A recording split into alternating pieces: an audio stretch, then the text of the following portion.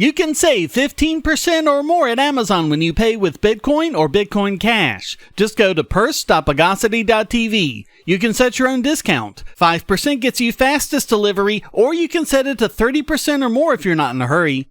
Purse makes it so easy to save money at Amazon by buying with crypto. Just go to purse.bogosity.tv and start saving now.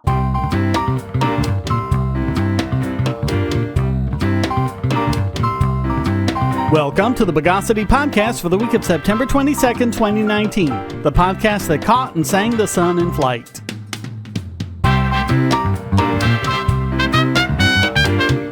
This is your host, Shane Killian. Here's an unusual calendar situation. This is the second month in a row with 5 weekends. There were 5 Saturdays last month and 5 Sundays this month, so that means no podcast next week, but we'll be back the week after.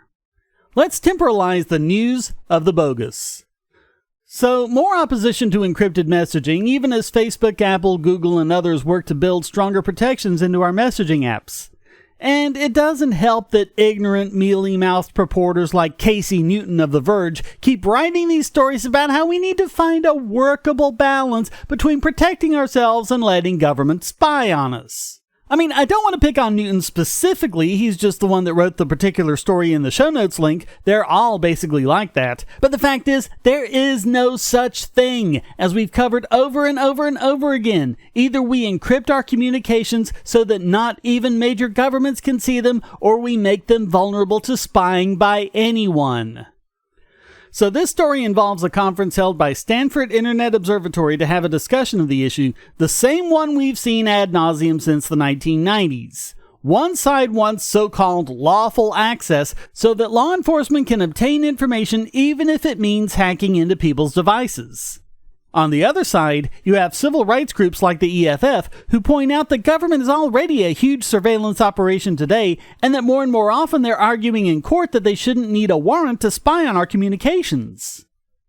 Well, this time there's a third group, non-governmental organizations who've joined in on the government side. An example is the National Center for Missing and Exploited Children. They think that not only government, but private companies like Facebook should be able to spy on everyone's communications to see if there's child porn there. They claim there's a lot to lose if communications become encrypted. But there are a few things that they're failing to notice. The first is, vulnerable communications means that child predators get to hack into the communications of children, putting them directly at risk. And this is good how?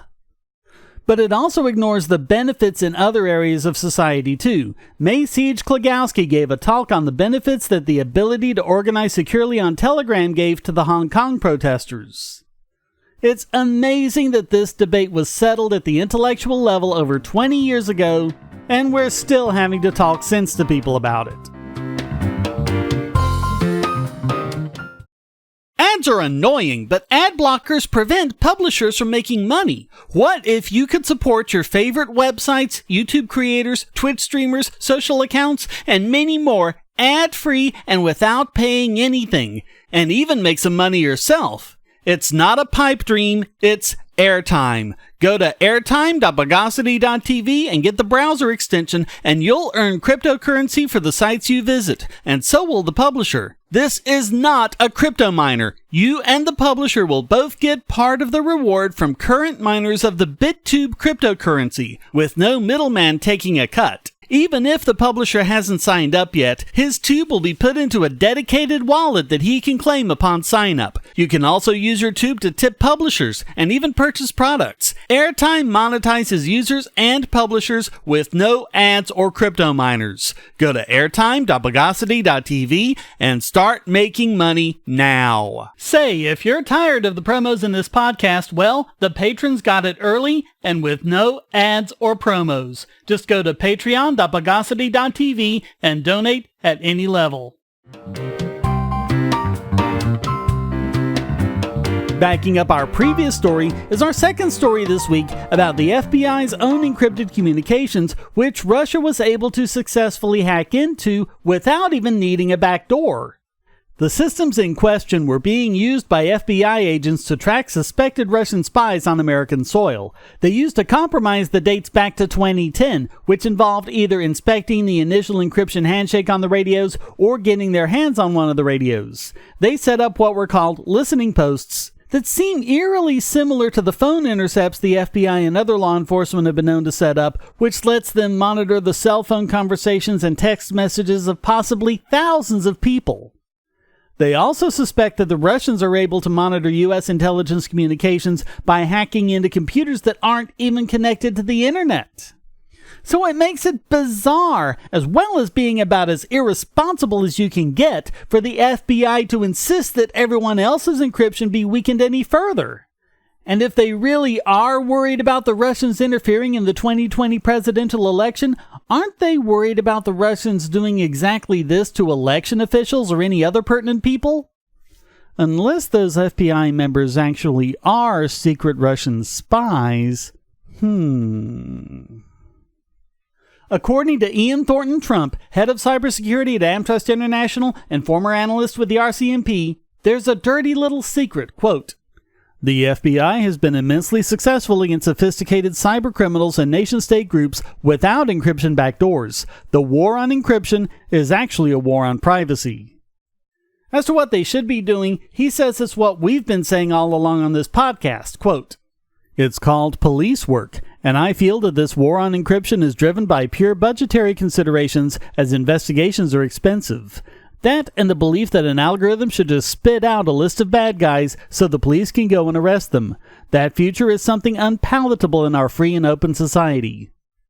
And all this will do is take us back to the days of the first crypto wars, where open source encryption gets written in more friendly countries. Or nowadays, the developers could just use VPNs or Tor to mask their activities. These secure systems will be built, and people, for good or for ill, will be able to use them. The question is, will they be used to secure the communications of the general public? Because as we've pointed out over and over again, the bad guys, whether they're enemy spies, child porn traffickers, or whatever, will be motivated to use the secure systems. Members of the public won't know to use them, won't know how to use them, probably won't even know that they should or even can use them. The only way to protect the public is to secure everything by default. So what the FBI is actually wanting is to make the public vulnerable, not terrorists or money launderers or foreign spies. And they just don't seem to get that if they can do it to people, and also other people can do it to them. We need to make our systems more secure, not less.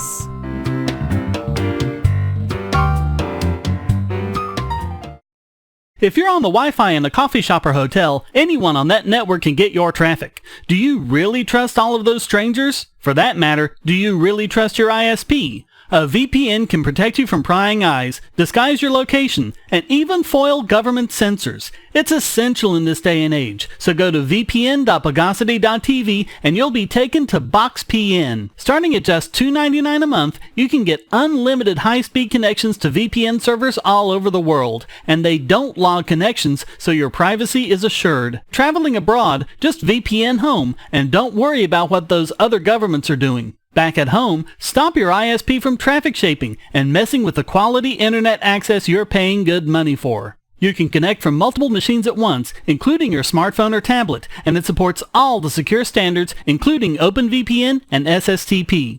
Bypass censors and surveillance with your own secure VPN connection. Go to vpn.bogosity.tv.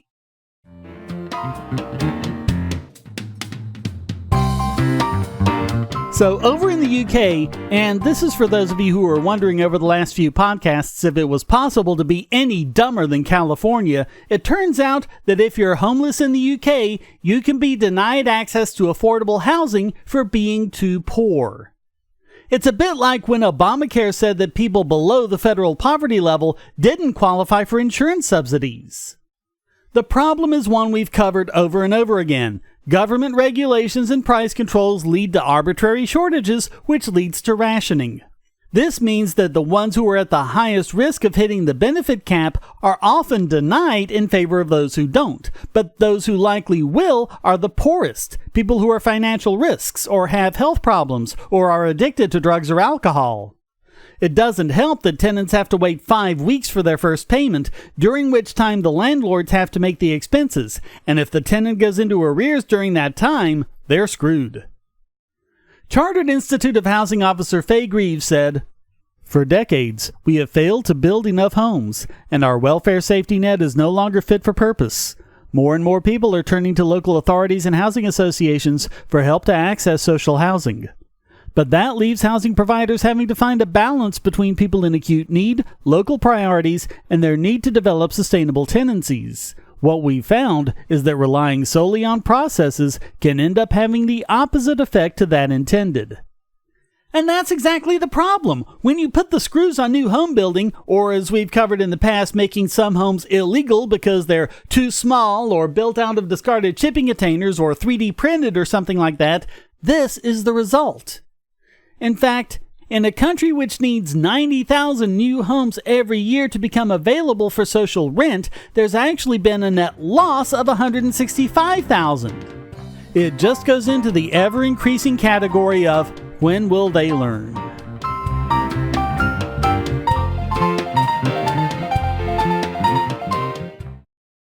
We live in a world where light bulbs connect to the internet, and recent attacks on them prove that your online security is under threat like never before. Not only your websites, but the internet-enabled devices you buy. And the biggest problem is weak passwords. That's why you need LastPass. LastPass allows you to randomly generate strong, unique passwords on the web and on your internet-enabled devices, all protected by one master password.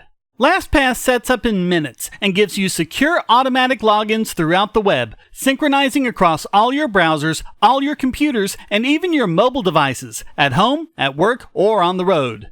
It even securely stores sensitive form data, including credit card numbers, backup sensitive documents, software licenses, Wi-Fi logins, and more. And with LastPass Premium, you can get these benefits on other applications, manage passwords for your entire family, and also get priority customer support. Sign up at password.bogosity.tv for a free month of LastPass Premium. Log in securely everywhere using the last password you'll ever have to remember. Go to password.bogosity.tv and get LastPass now. And now let's domesticate this week's biggest Bogon emitter. And this week it goes to the FDA and Donald Trump for yet more Bogosity about vaping. Along with health czar Alex Azar and First Lady Melania Trump, the president announced that he would have the FDA ban flavored e-cigarettes from the market, except those that taste like tobacco smoke. Can I get a huh? It's just the usual old crap about how having flavors such as mango, gummy bear, and cotton candy appeals to children or something like that. But Professor Michael Siegel of the Boston University School of Public Health said in a blog post, quote, "It is simply not true that the tobacco companies are selling electronic cigarettes in cotton candy or gummy bear flavors.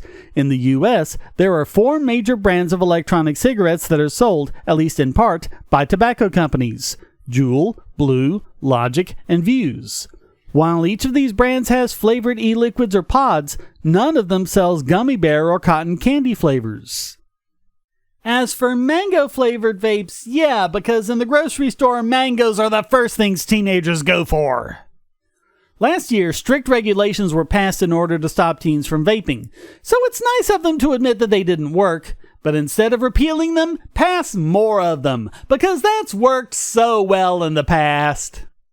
The president's policy comes in the wake of the National Youth Tobacco Survey saying that more of a quarter of high schoolers report having used an e-cig in the last 30 days. The thing is, they didn't say anything about whether or not the e-cigs actually contain nicotine. Many teenagers are just vaping the flavored juice without nicotine added, something that no one in the news media seems to want to point out. And as Siegel says, quote, "While the rates of teen vaping continue to increase dramatically, the rate of decline in youth smoking accelerated in 2019, dropping to its lowest level in recorded history. If vaping was a gateway to smoking among youth, one would expect to see some sort of positive correlation between youth vaping rates and youth smoking rates.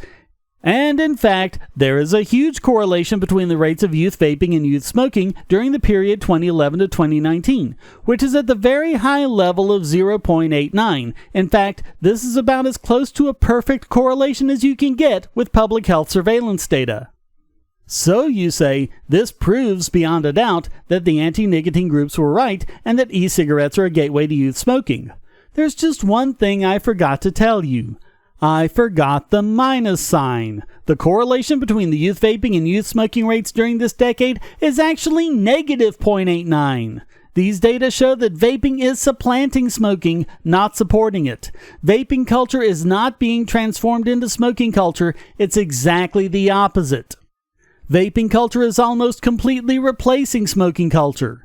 Thus, the truth is that e-cigarettes are not leading to an increase in youth smoking.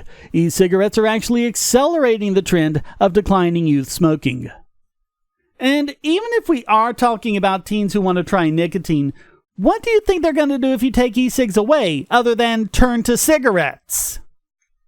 And you've got crap like this WAPO article saying that they were right to act because something had to be done right now, and we can't just do nothing. The classic politician's fallacy. They also talk about the health effects of vaping being uncertain, deliberately misleading language to cover up the fact that, as we've covered in the past, vaping is at least 95% safer than smoking. That's a consensus. There's also a consensus that it's probably much safer, they just can't say definitively by how much. And that's if you're actually vaping nicotine, not if you're just vaping the flavored juice. But weasel words like uncertain effects are one of the tools the fake news media uses to scare you about things you probably shouldn't be scared about. They mention deaths that are related to vaping. Another word to watch out for, related. According to Siegel, those deaths are actually because people were vaping marijuana products which are already illegal. And even then, there isn't actually a causal link established. People taking an illegal activity such as vaping a marijuana product might be taking other illegal activities too which are contributing. And of course, none of this covers the number of cigarette smokers who have quit because of vaping. As Siegel says, quote, "The logic is basically product X is causing a severe disease outbreak. Product Y is not. So we are going to immediately ban product Y." Manufacturers would have to reapply next year for permission to re-enter the U.S. market, and they'd have to convince the FDA that their products protect public health because the whole concept of burden of proof has just gone completely out the window. According to Siegel, quote, "I have argued that a flavored e-cigarette ban would drive masses of ex-smokers from vaping back to smoking. This prediction now seems to be confirmed by a number of tobacco financial analysts who are alerting investors that such a ban would substantially boost the sale of cigarettes while decimating the e-cigarette market, which has nearly doubled in the past year. It is predicted that nearly all of the declines in vaping will be translated into cigarette smoking." So the tobacco companies would actually profit from a ban on vapes, and the tobacco companies are still a huge lobby in Washington. Interesting. Siegel asks, why is it necessary to lie to make the point that tobacco companies are selling e-liquids in flavors that are attractive to youth? I don't understand this. I have worked in the tobacco control movement for 34 years and have been involved in numerous public campaigns against the tobacco industry and tobacco products, but never have I lied about the facts in order to try to support my policy positions. Honesty and transparency are important ethical values in the practice of public health. We shouldn't flush them down the sink just to try to make a more jarring appeal to the public. The truth should be enough. Well, you just don't get it, Siegel. They want to ban vapes. Maybe because they're buddies with the tobacco industry, maybe just because they want more power, but they're committed to the conclusion that vaping must be banned. And if the only way to support that conclusion is to lie, then that is exactly what they'll do. And so that just has to make the FDA and Donald Trump this week's biggest Bogon emitter.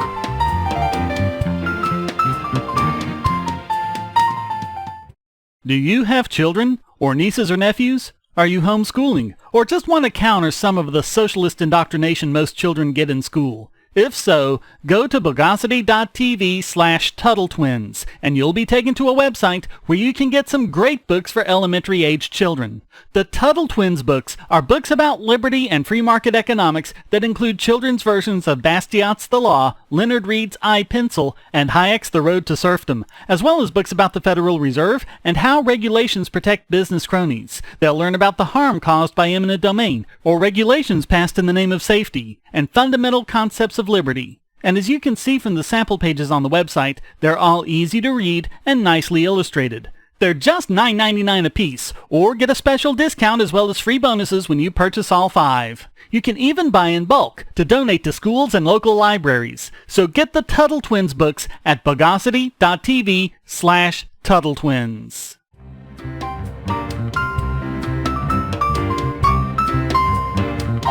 And now let's co-purify this week's Idiot Extraordinaire. And this week it goes to Kamala Harris, the presidential hopeful who just doesn't understand why this little thing called the Constitution should get in the way of getting what she wants. In the 9/12 presidential debate, she said that if Congress wouldn't pass new gun control legislation, she would do so by fiat. When asked how that could be reconciled with the Constitution's restrictions on presidential power, not only did she not answer the question, she actually laughed at it. In particular, she would reinstitute an assault weapons ban, which didn't work before, which is why the law expired, but she claims that she will ban AR-15s from being imported into the United States. Okay, first off, restricting imports of the Colt AR-15 won't make much of a difference anyway, since Colt's manufacturing plant is in West Hartford, Connecticut. Second, she says that the Gun Control Act, quote, empowers the executive branch to prohibit the importation of guns not suitable for or readily adaptable to sporting purposes. Well, the AR-15 and similar guns by other manufacturers represent a class of weapons known as MSRs. MSR stands for Modern Sporting Rifle. Gee, I wonder why no politician or news media pundit calls it that. She even said she would prevent people who date partners convicted of domestic violence from purchasing guns, which she calls the boyfriend loophole. If anything, you'd want people like that to be able to have guns to defend themselves against domestic violence. But the main point is that Congress has defined what misdemeanor domestic violence is, and only Congress can change that definition. She also wants to mandate near universal background checks.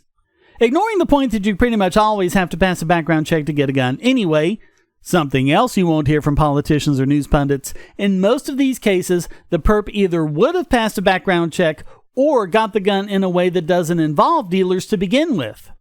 As a part of this, she wants to define a gun dealer as anyone who sells more than 5 guns a year. But again, Congress has defined that term, and only Congress can change it. Of course, the Second Amendment says that all this is illegal anyway, but we've all heard their long-debunked desperate rejections of that. Anyway, what was her response to the question of what her legal basis for all this was? Quote, instead of saying, no, we can't, let's say, yes, we can. She then made a sociopathic appeal to emotion by describing the casualties of mass shootings and said, quote, the idea that we would wait for this Congress, which has just done nothing to act, it is overlooking the fact that every day in America, our babies are going to school to have drills, elementary, middle, and high school students, where they are learning about how they have to hide in a closet or crouch in a corner if there is a mass shooter roaming the hallways of their school. Of course, the statistics show that the best way to protect against this is to put gun ranges back in schools like they used to be, but again, they just ignore the facts when it gets in their way. As a senator and former attorney general and prosecutor, she's already sworn an oath to the Constitution several times. We now see how much that means to her. And in the process, we see how much you mean to her. She will sell out any one of you in order to further her agenda. So all of that makes Kamala Harris this week's Idiot Extraordinaire.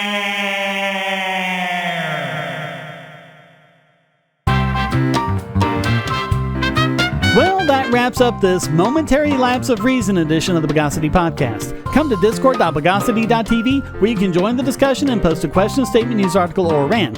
This podcast depends on you to keep going, so please go to donate.bogosity.tv where you can give using PayPal or crypto, or subscribe at Patreon or Subscribestar to get the podcast and YouTube videos early and ad-free. You can even support this podcast for free with the airtime extension. Thank you for listening. Until next time, here's a quote from Robert Heinlein. To the academic mind, authority is everything, and facts are junked when they do not fit theory laid down by authority. The Bogosity podcast is licensed under Creative Commons Attribution Non-Commercial No Derivatives 4.0 International License.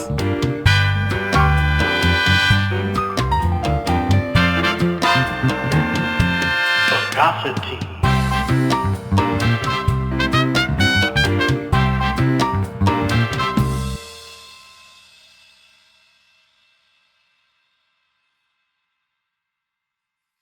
You can now get 2 free audiobook downloads and a 30-day free trial at audible.bogosity.tv. Your choice from the world's largest selection of over 180,000 digital audiobooks and spoken word content for your iOS or Android device, Kindle, or MP3 player. Go to audible.bogosity.tv now.